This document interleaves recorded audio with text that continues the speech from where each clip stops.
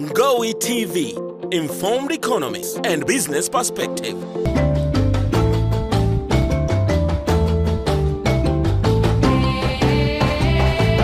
This is the book, and as it just said, it was launched officially on 30th of November in Dar es Salaam, Mzumbe University, but then it was pre-launched in Nairobi October last year. It will be launched again in Zambia, for reasons that I'm going to tell you, on 20th of April this year. And it might also find a launching in Norway sometimes in 2018, because of obvious reasons that you'll see later. So, its title is Lifting the Veil of Secrecy, Perspectives on International Taxation and Capital Flights from Africa, where three colleagues and I edited the book. And the other colleagues are authors also. They are based in Norway. One in Christian Michelsen Institute in Bergen, Norway, and the other two they are also in Norway. This is Sigrid and people who are now with the Tax Justice Network Norway. I'll skip really some of the lunch, but some of the details. But then there has been wide dissemination of the book really. It has found its way to Harvard University. I just gave some books. This in here and I'll give you a lecture on PPP. It has found its way at Aruba University in Zambia. It is in University of Dodoma. It is in Kagera. It is really widely displayed. And it is also free online on a website that can be found on the, in the presentation. And of course, there's been a lot of simplification in terms of well, not simplification of the book as such, but then some topics really have been simplified in some many presentations. So essentially here, what I'm doing is to take only a few of the issues that are happening in the book for reasons, of course, that are clear. We cannot really go through all the book, but then it's good again to get the background. This is a book based on a larger research project in Tanzania, Angola, and Zambia, and that's why pre-launch will be also made in Zambia, and it has been a 4-year project. So this is one of so many outputs. Now some of the selected issues that are kind of overarching issues here in terms of themes are issues around the tax incentives, tax avoidance, tax evasion, and illicit capital.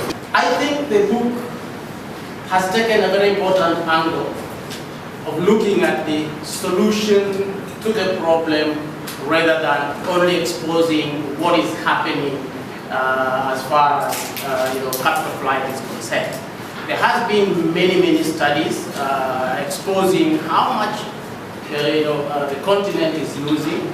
To mention a few, Global Financial Integrity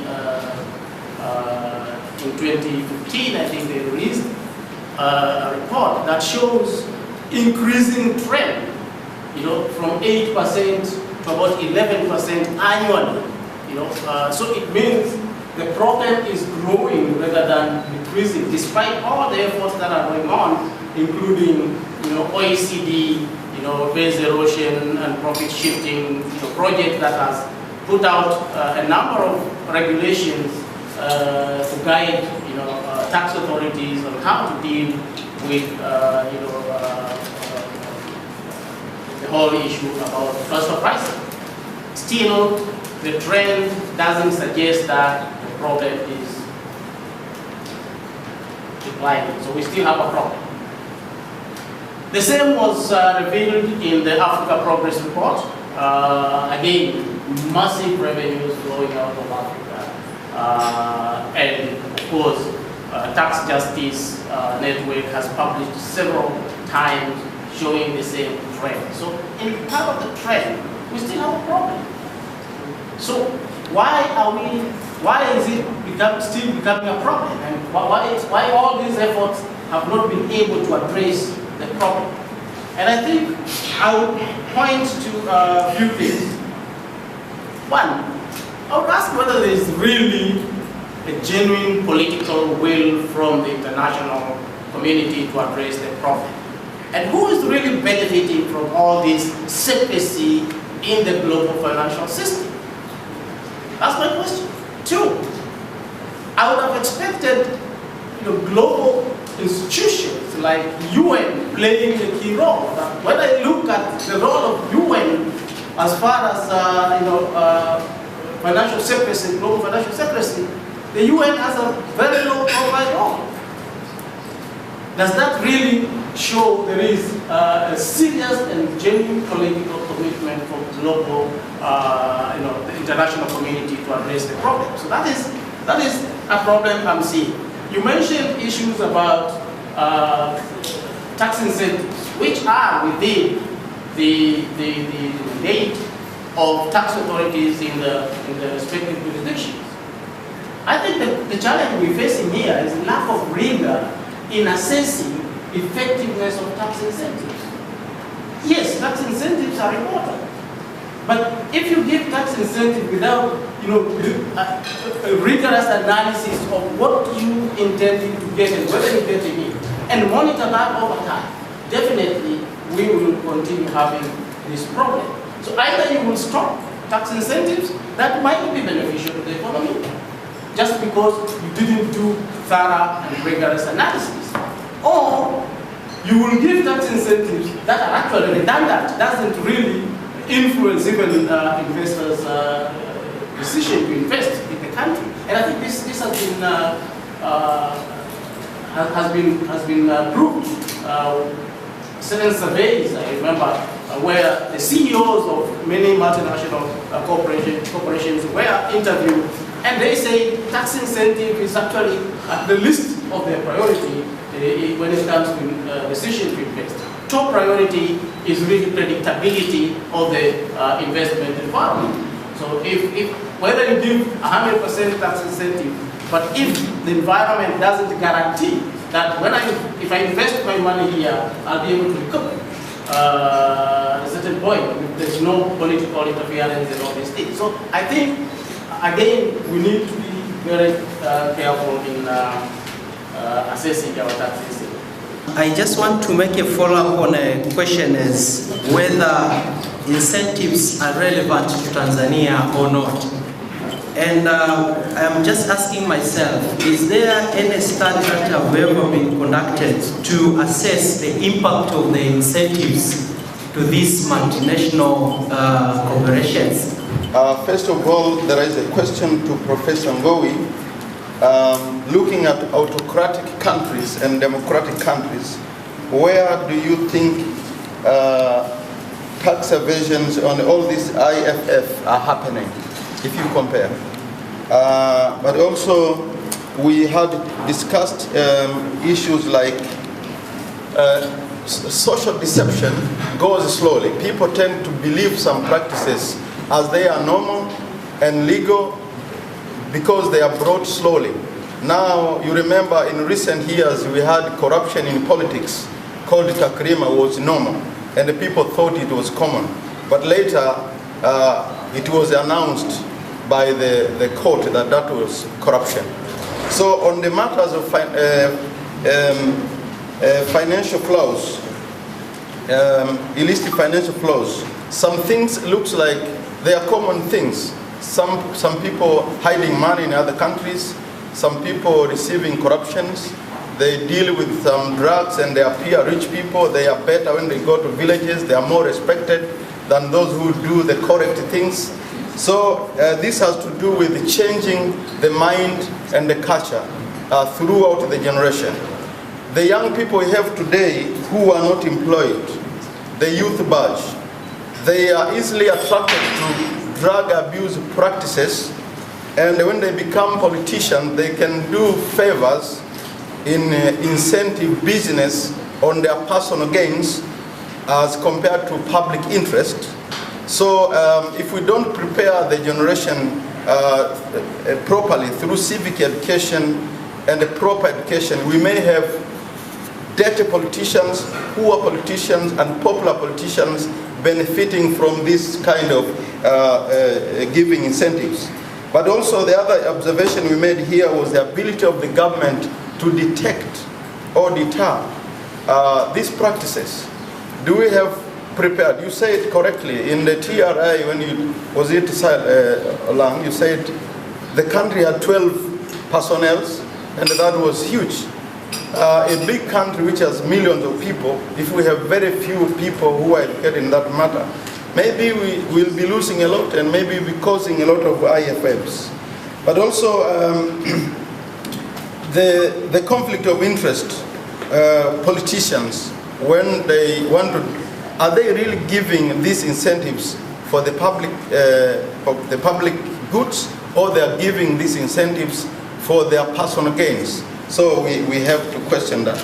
We have about three issues to be elaborated on this. The first one is on the gulping of investment cost vis-a-vis the institutional framework and the capacity, the national framework, institutional framework, and the capacity we have in order to counter or to look into the investment cost, which are, especially we're talking of the mining sector and the oil and gas, whereby we can be deceived and at the first place during the project write-up. How do we counter this? How do we verify or quantify the investment cost in terms of equipment and all other accessories which are required to invest, so that they don't count, we don't end up having declarations which lead to indefinite losses which are being declared. So this issue needs to be elaborated on it. The other one is the abuse of tax holidays. We've seen a number of times whereby companies come with different names after just before the tax holiday has expired, they keep changing names. Has it been taken on board to make sure that we have in place strong institutional frameworks to make sure that these issues do not repeat? They do not get on continuously. The other one, how do we recover the stolen assets? Do we have the means to recover the stolen assets? I mean, we're talking of the funds, we are talking of even the assets which have been through capital flight, been hidden in secret jurisdiction, banks and the lot. So these issues we need to be highlighted on these issues so that we get the way forward. In the way forward, we should include all these things. We started by discussing the issue of morality and ethics on this table. And we are wondering really what is ethical and what is moral, what is immoral. And one of us was actually challenging us and saying, in companies, they exist to maximize the profit. And their priority really is to ensure that they satisfy the shareholders. And, that's a normal practice. The issue here is that if they are using the loophole which is in the legal system, in the taxation system maybe, and the loopholes there, the laws that are there existing, they are using that loophole to maximize their profit. What is actually illegal? I mean, what is immoral in that case? Who is immoral then? Is it the ones who are making those laws, or is it the companies that are maximizing the loophole which is legal? So that is something which is quite contradicting. Maybe the authors can help us. But again, Cyrus talked about the whole issue of UN and some of these big organizations not really doing anything meaningful when it comes to the issue of illicit financial flows and some of these global issues which have been in place, but an organization like UN has done nothing about it so far. The issue is what should be done then? Then some of us were saying maybe this is because of selfishness, which is somehow immoral. And then again the issue came back to say, what is immoral if the legal system is allowing me to collect more, to abuse the system? I mean, what is immoral? So that's something that needs to be addressed. Then somebody else also was raising the issue of community participation. The people, that when they are making policies, for example, in our country, how much are we involving the grassroots people? How much are the people on the ground involved in making these policies? For example, a lot of money is not being collected from the so-called informal businesses. We are using time to talk about big companies, but we are losing a lot from the informal businesses which are not formalized, and there's a lot of taxes that are not collected. The issue here is then who should be blamed if the people on the ground are not involved even at the level of policy making. If you want me to start with the one on stolen assets, and in the book here partly talks of the Abacha billions. The Abacha billions, Abacha ex-president of Nigeria with billions abroad. So really when it comes to restoring stolen assets, it's an international issue. It takes two to tango. It depends really on the cooperation of the countries, because normally we're not talking about stolen assets, we are talking of the stolen assets, stolen money, stolen finance, that is normally in the secrecy jurisdictions. And this really takes cooperation between the recipient countries.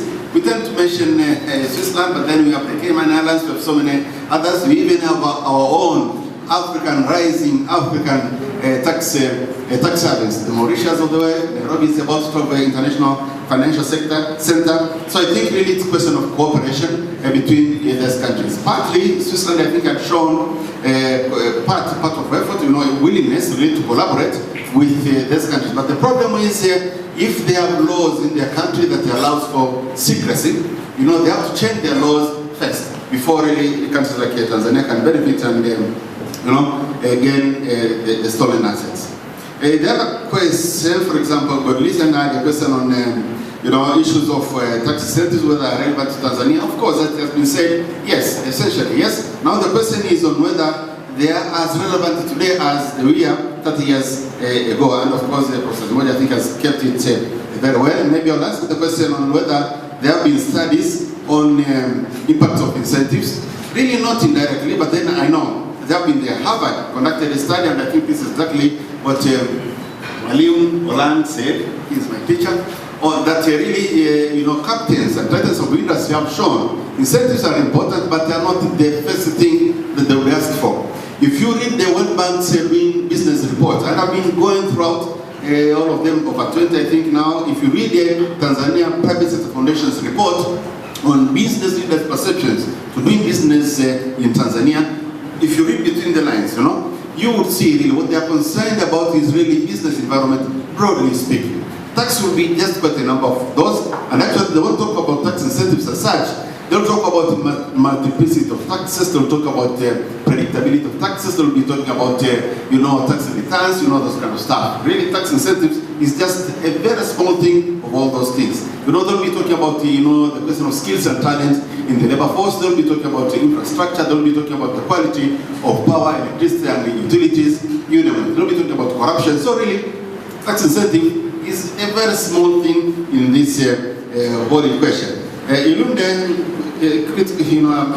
Whether autocratic and democratic countries where we see these financial flows more, we did not focus as such in this, but intuitively I would say maybe in autocratic countries, maybe you are likely to see illicit financial flows more than in democratic countries, because I think there is more, there is more uncertainty in such countries. So countries are you are likely to have more of what you call the push factors in such countries. You are likely to have more insecurity in such countries. If you have to mention countries, people will find it less safe, let's say, to keep your money in Somalia, for example. So it's likely to find money, to take money outside the countries. People find it more safe to keep your money in Norway, Denmark, for example, which is highly democratic than other countries. Again, the question of corruption and in politics, I think I'll skip the details, but then I think the issues that you read there are very, very obvious. Now, the question was on conflict of interest, whether our policymakers, when they're giving incentives, whether it is for public interest or personal gains.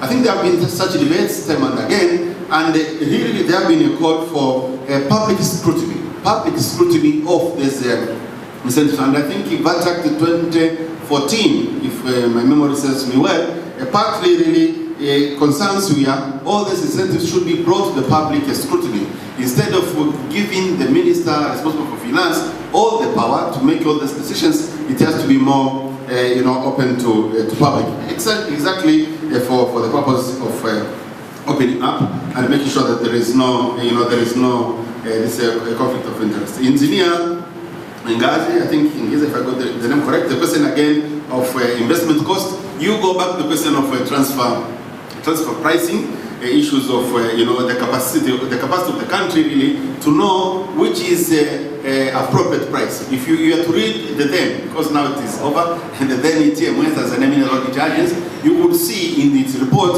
what we call allowable and non-allowable costs when it comes to deduction, so as to get now tax exemption, etc., etc. I think the key issue really is the question to which at arm's length rules are applied or not. Now, when you don't have, when there is what we call information asymmetry, when what nationals know is not what the authorities know, exactly that's when we're having there's problems here. To almost go to the end is the question of course tax abuse, and I think it has been named. But now the question of name changes, and I've written this for a while. It's a debate really. It's a debate because indeed taxation is a going on concern. Change of names only does not warrant a tax exemption as such, because it's a going concern. Just changing from a hotel X to hotel Y by itself really does not say that yes, then you also forego. I mean, you also kind of benefit from a tax incentive. There are more debates than this. Mama Grace on issues of morality and ethics. That's why I think I'm mentioning Bishop Munga for 40 times now. He used to be with us and he would beg us when it comes to issues ethics. And I'm sure Mama Grace, she knows more of ethics than me, and if we even have Dr. Sebarene would have bailed us out. But I think, broadly speaking, when it comes to tax evasion, tax avoidance issues, we have discussed this several times that there are issues maybe within the confinement of the law. Yeah, it could be legally okay, but again, it does not really remove the moral responsibility. And it's two-way traffic really. It's both on us who are making the laws, and sometimes we see the loopholes. I'm not sure if you have lawyers here, we see the lacunas. We see exactly where tax planners, and this is in the book here, for example, there is a chapter called with little help from banks. We could have said we are talking about like the four, the audit firms, the role of the lawyers. They are helping in designing, these tax schemes, to enable companies, maneuver around authorities to reduce their tax liability, totally in accordance to the law. Now the question is, to what extent is this moral? Now I think I'm seeing this problem myself, and I think it's a very great issue that you are raising. Again, if you have our religious leader, where Mama Grace is highly working, I think they have talked about this several times. If you read the $1 billion question 2014, $1 billion question, no, 2012 I think, and $1 billion question 2, 2015. I think these issues have been discussed highly by religious leaders. I think I will end it here now because the question of incentive I will talk, but I will spoil everything that Professor Sibodia has so eloquently posed. And thank you for helping us. He is one of my mentors. It's very good to have two mentors around here.